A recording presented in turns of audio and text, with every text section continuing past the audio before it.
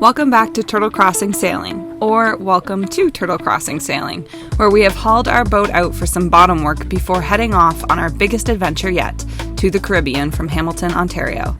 After a ton of sanding and removing the old leaky Thru-Hulls, we're ready to start fiberglassing and installing the new Thru-Hulls. Hello.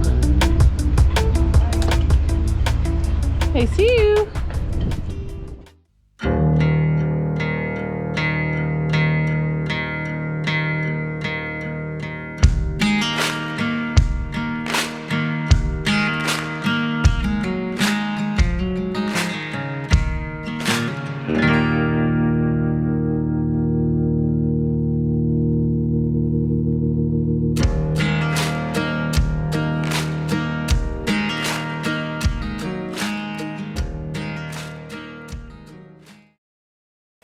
Hey guys, we got a whole side finished.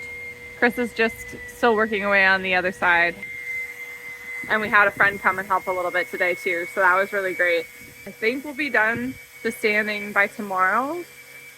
We need to also Dremel out the little bits of osmosis, and then we'll be filling that with epoxy, and I think there's another coat of something that needs to go on top of that, but we have to investigate that a little further tonight. But oh my god, my arms are tired. My arms are tired. My eyes are burning. That's stuff. We should have had the face mask to cover like fully. I just washed my face, but you can see like where it's blue. That stuff is shitty to get in your eyes. All right, let's touch base with Chris and see what he wants to do next. Some of the seacocks and fittings we removed are not going to be replaced. So our job this week is to fiberglass over the holes. We need to grind out a bevel so we can layer the fiberglass patches and hopefully create a smooth, watertight finish. We're also going to be replacing the decaying board that separates our V-berth from the anchor locker, so it makes sense to remove this board now while we're doing all the other dirty fiberglass grinding work. So the fiberglass is attached to the hull, and so I'm trying to handsaw down about there so far. I need to go down to there. Just using On the V-berth. Sawzall blade. It's a very tricky spot.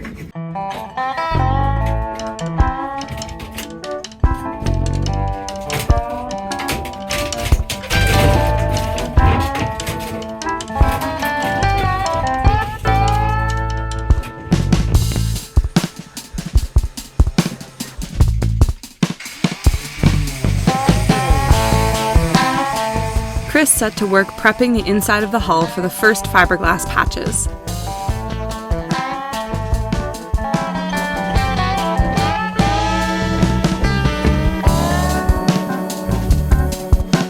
I, of course, was very helpfully supervising.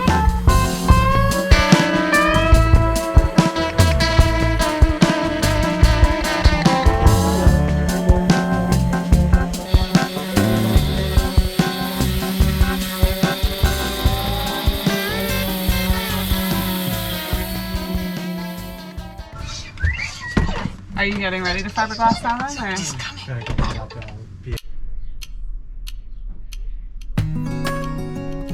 After the interior fiberglass patches were done, it was time to move outside and start layering the external patches.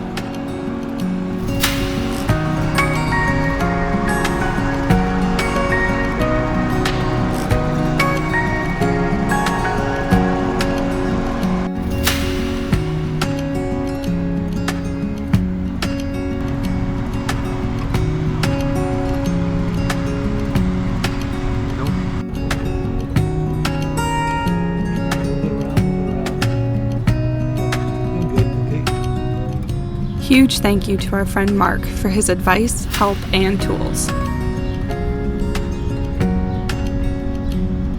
As much as you want it, run it out like a paintbrush, don't tap, just tap it, and then, like I said, if you twist it as you're going, then you can try and get... William's resisting the nap, so I might have to go back up in a second. So how are you going to be out of this? Yeah, sure.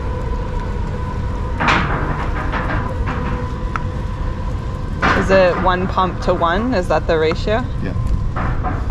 Make Chris work faster. Yeah.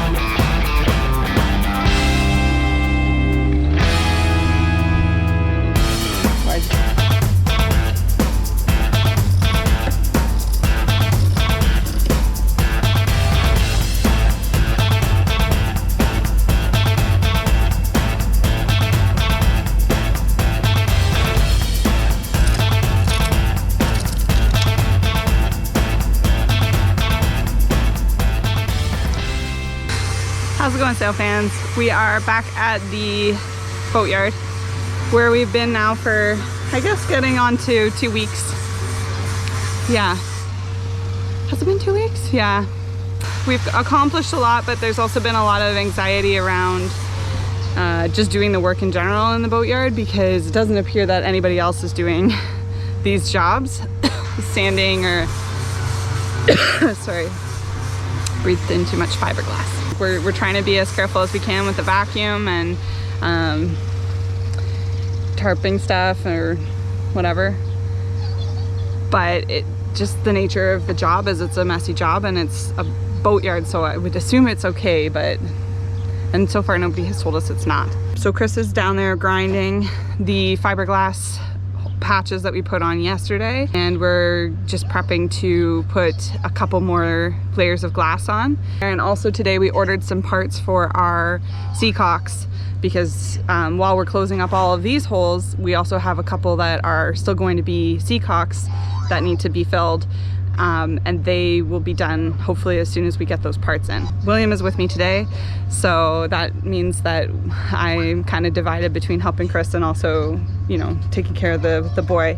We've been really lucky with parents who are really excited to have William and take him for days at a time, but the nature of our lives is that sometimes he's here for the boat work, and he's been fantastic. He's so patient and so good about it. So we're gonna do some fun stuff today at some point. During nap time, I'll probably help with the fiberglassing, just with mixing epoxy and passing stuff to Chris, because it's a messy job and it's nice to have an extra set of hands. And hopefully I can get some editing done at some point, but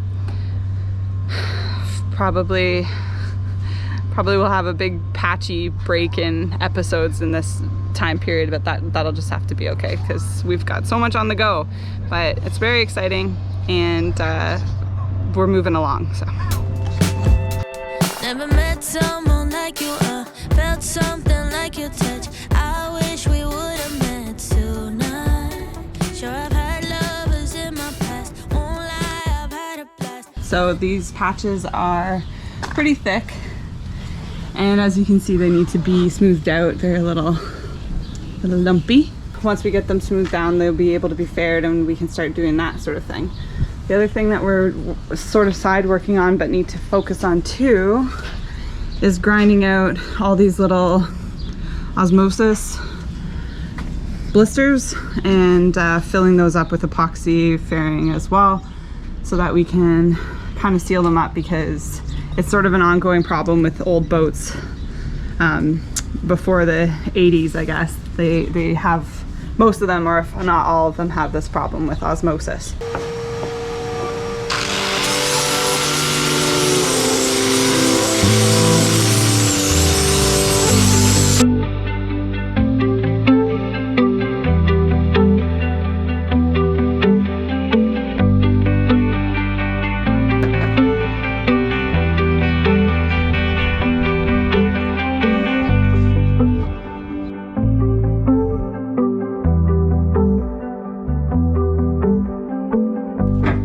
We are also not quite finished sanding. Sadly, we have to sand under all the pads as well as little bits around the bottom of the keel.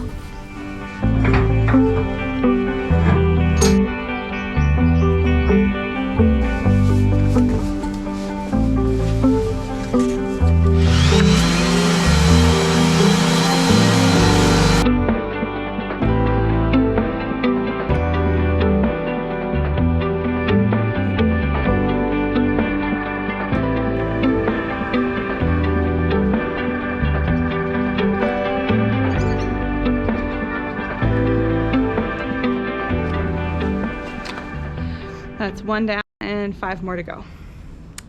Right? Yeah. Unless you're counting the keel too, which I'm not, but. That's it for another episode, sail fans. Thank you so much for watching. Hit the like and subscribe button if you are enjoying our little show so far, and check out our Patreon if you want to support us in another way and get access to exclusive patron-only content. See you next time, guys. And everybody's got a run.